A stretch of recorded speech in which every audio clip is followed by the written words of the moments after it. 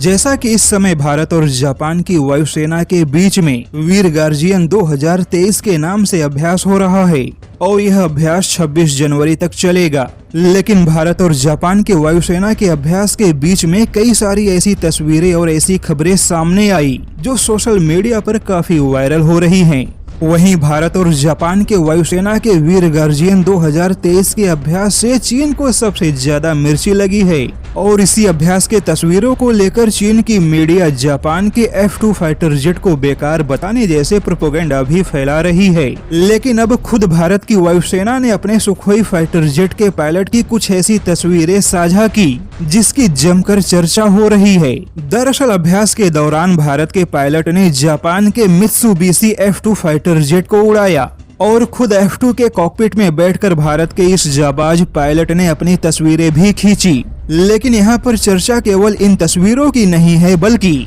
चर्चा इस बात की हो रही है कि खुद जापान की सेल्फ डिफेंस वाली वायुसेना भारतीय पायलट के जापानी F-2 फाइटर जेट के उड़ाने के तरीके से काफी आश्चर्य में है और खुद जापानी वायुसेना के F-2 के पायलटों ने यह माना कि भारत के पायलटों का कोई जवाब नहीं, क्योंकि भारत के सुखोई के पायलट ने जापान के F-2 को उसी अंदाज में उड़ाया जैसे कि खुद जापान के पायलट अपने F-2 फाइटर जेट को उड़ाते हैं। जापान की वायुसेना ने कहा कि भारत के सुखोई के साथ हो रहे अभ्यास से जापान की वायुसेना को बहुत बड़ा फायदा हो रहा है। यहाँ पर बता दें कि सुखोई के साथ जापान के वायुसेना का हो रहा अभ्यास मुख्य तौर पे जापान की ओर से चीन के सुखोई फाइटर जेट से निपटने की तैयारियों के तौर पे देखा जा रहा है। और जैसा कि भारत सैकड़ों सुखोई फाइटर जेट का संचालन करता है, तो फिर ऐसे में भारत ही वह देश है जो जापान की वायुसेना को चीन के सुखोई लड़ाकू जहाजों के विरुद्ध प्रभावशाली रणनीति बता सकता है।